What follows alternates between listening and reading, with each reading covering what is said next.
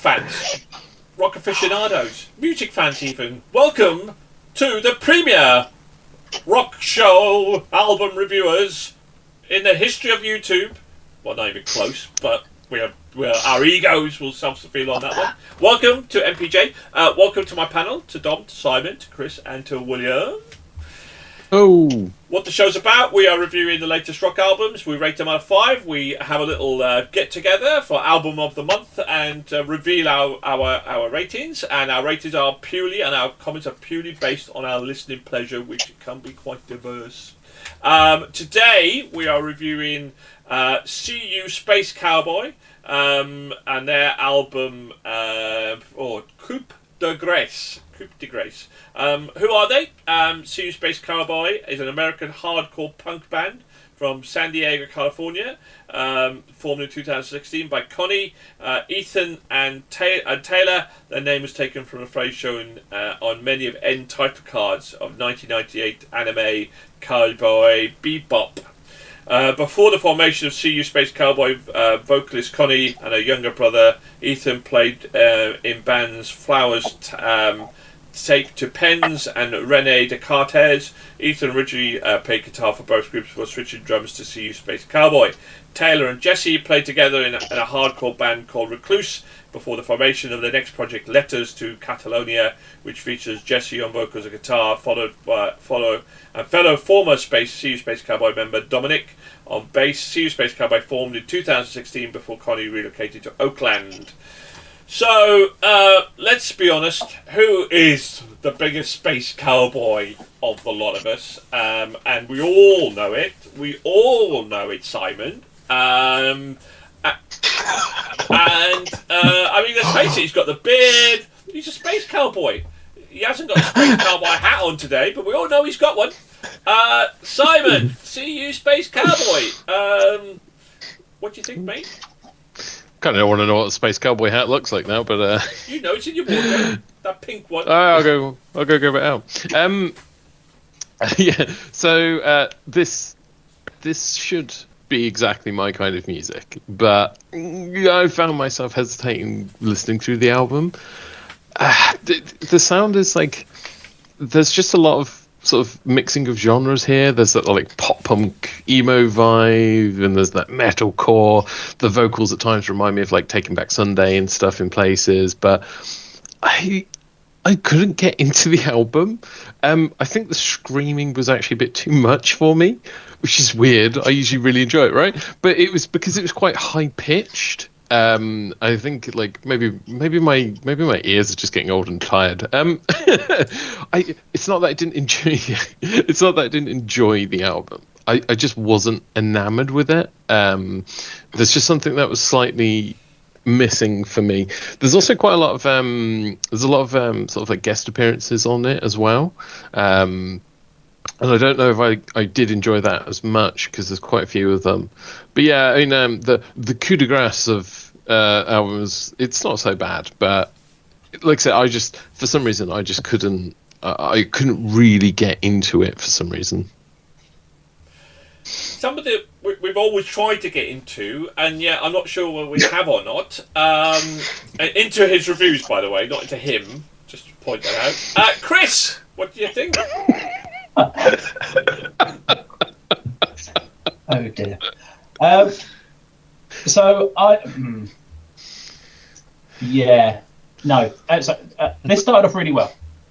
The first track, which happens to be one of those collaborations that Simon talked about, started off really well. Beautiful lyrics for the first sort of couple of minutes of that. Maybe a minute and a half of that song, which was the guest appearance, and then coup de grace started, and that's kind of where we should have stopped. I think for this album really frustrated me because musically, I would love this album. Lyrically, I hate this album.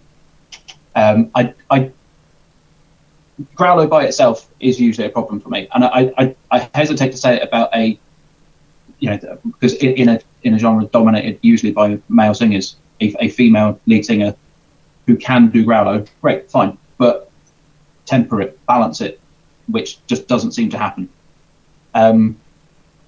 Red Wine and Discontent was almost an enjoyable song, and there conveniently, I think there is a song in there called what have I written down?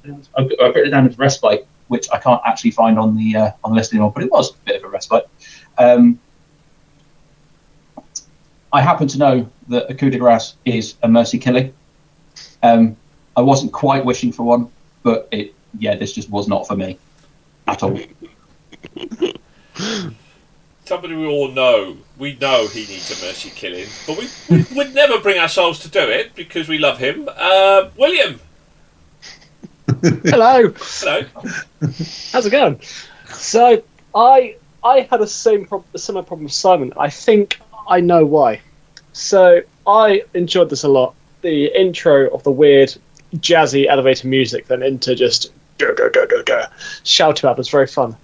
My problem with the screaming, which I think might be sort of what someone's coming from, is so you can listen to a band like a Monomath, Slaughter to Prevail, Lawless Shore, where even though they're growling, you can still understand what they're saying, because despite them growling and screaming, they still enunciate the words really well. But with this, it was almost like it was just screaming for the sake of doing that style. They weren't pronouncing the words in the screams quite as much. I don't know if it's because of that high-pitched sound, so it just sounded like rah, rah, compared to other things, which did sort of turn me off a bit from that, because I like to, when a man's incoherently screaming at me, I like to understand what they're saying when they're doing their incoherent, angry screams. But this album is weird in all the right ways to me. It's just weird, incoherent, silly, shouty sounds and weird noises and fun stuff like that, and it's just fun. I like it. I can't word it any other way other than it brought me joy. It was funny. I had a fun time with it, and enunciate better. Pronounce your words better as you scream into my ears, please. Thank you. Yeah, well, hopefully our next one will announce his words a bit better, because we know what he's like. But he is fun. It's Don. Don, Yeah. are you a space cowboy, Don? I'm a massive space cowboy. I enjoyed this album. It felt like some, real genuine alt metalcore, which again is in my sweet spot. I love that intro going into from the nice delicate music into kind of pretty pummeling you halfway through the title track.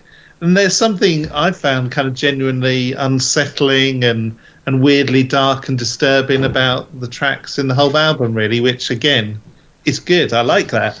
And I think for me, the female vocals helped that. It was off kilter, and as much as that could be annoying or not quite in somebody's sweet spot, I found it it just woke me up and made me listen more. But yeah, I think there's something about enunciation in there. That's right. I kind of worry it's a bit of a confused sound in the album, but there was more than enough to keep me listening from beginning to the end. For me, it was To the Dance Floor for Shelter. Maybe that's Cully's Respite. To the Dance Floor for Shelter was my favourite track, sort of in the middle of the album. It was kind of dancey, and then it was scary, and then it was kind of dancey, and then it was scary, and I kind of like that. That was great. And it's got this awesome breakdown at the end, that just felt like taking a real proper breath of air. And I thought that was a very kind of skillful track. So yeah, I thought that had a lot going for it. Hated it. Hated it. Not as much as I hated. Shocked. Not as much as I hated Imminence, because the coup de grace, I wanted a mercy killing.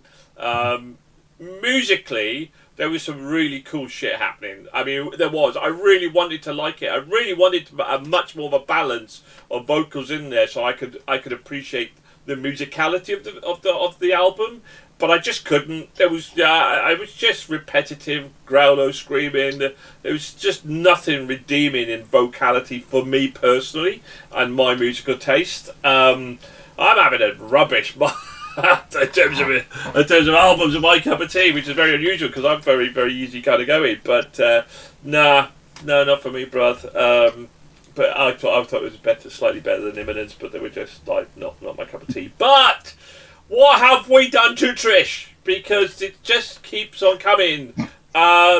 This album started with this is her review. Sleazy saxophone in the title to allow us to set the scene. I was wondering what that scene was going to be set by, and excuse me for turning paper over. And ahead of what a jazzy album she was thinking. Then my ears picked up with a slam bang middle screamer and a hit. Then my music and my ears for the rest of the album was alive with progressive rock with the odd bit of palatable screamo, mix of musical instruments and techniques. Well, not palatable for me anyway. But I like the way she sums up. See you, Space Cowboy. I see you, and I hear your music, and I like this album a lot. Wow. Hey, come on, when we first started this journey, this was a rock chick, classic rock, new wave, heavy metal. That's it. So what a turnaround, and that's what we're all about. We're all about trying different. Good. Anyway, thank you very much. Do you agree? What do you think about See You Space Cowboy? Do you agree? Please hit the like and subscribe button and leave your comments, and it all really helps us and feeds our mediocre egos. In the meantime, thank you to Simon, thank you to William, thank you to Dom, and thank you to Chris. Keep on rocking out, everybody, and tune in for Album of the Month show. Thank you very much. Goodbye for now. Bye. Toodle. Bye.